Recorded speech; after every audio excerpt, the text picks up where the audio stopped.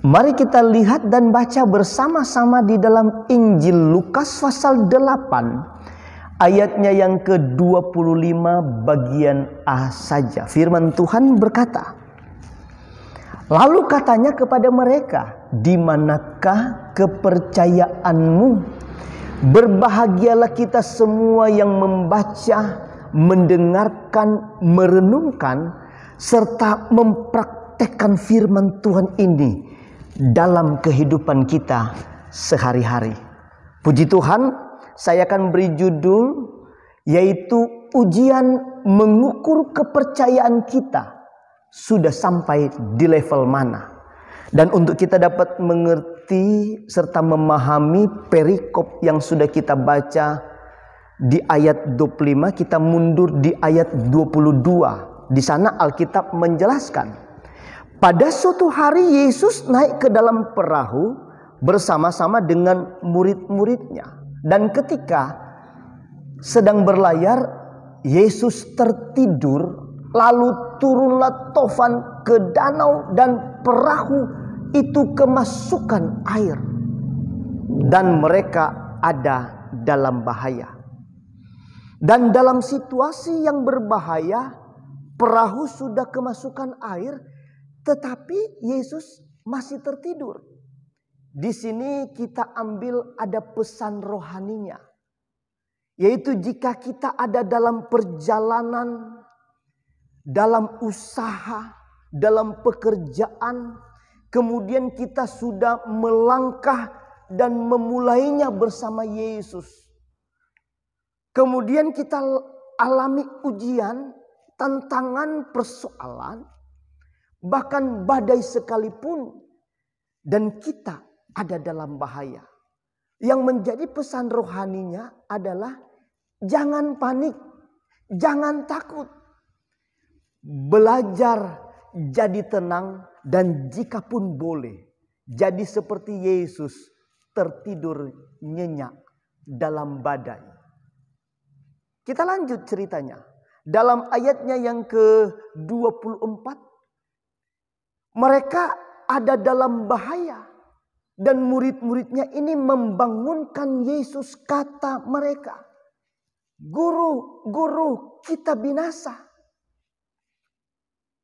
Arti kata binasa di sini yaitu mati atau tewas atau hancur.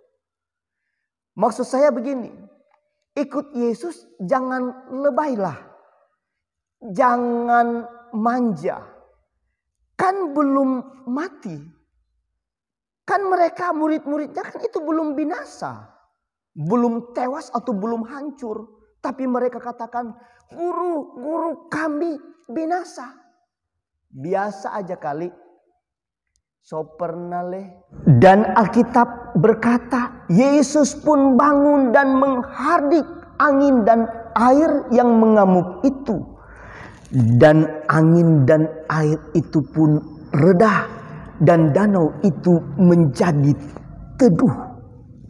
Lalu apa kata Yesus kepada murid-muridnya yang notabene selalu ikut Yesus? Yesus berkata, di manakah kepercayaanmu? Puji Tuhan, ada berapa banyak kita sebagai orang Kristen, khususnya kita yang mengaku kita percaya Yesus dengan sungguh-sungguh.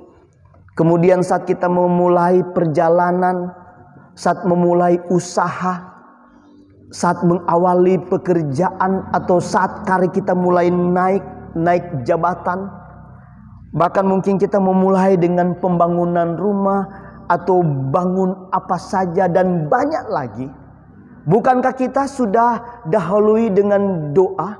Bahkan juga ada yang bikin ibadah syukur dengan semua yang saya sudah sebutkan tadi. Dengan satu harapan, tentunya supaya Yesus itu hadir dalam setiap perjalanan, usaha, pekerjaan, dan bentuk apapun. Yesus yang jadi pemimpin, Yesus yang jadi nahkoda, Yesus yang akan sertai dengan sempurna. Kepercayaan kita itu pasti aman jika itu tidak ada badai dan gelombang. Pasti kita katakan Yesus luar biasa, Yesus ajaib, Yesus dahsyat. Tapi ingat, kepercayaan kita itu diuji dan akan terlihat saat ada ujian, tantangan, persoalan, bahkan badai dan gelombang. Apakah kita punya iman yang kerupuk seperti contoh di dalam Alkitab, dalam perikop yang sudah kita baca tadi, murid-murid itu? Ataukah kita sudah memiliki iman yang kuat, iman yang stabil, sebab kita sudah belajar karena Yesus menegur murid-muridnya dengan berkata, "Di manakah kepercayaanmu?" Atau sudah belajar tentang Yesus tapi lebih lebay, cemen, parah. Lebay gimana? Cemen yang bagaimana? Atau parah yang bagaimana? Ikuti di part 2 untuk menjawabnya. Haleluya, amin.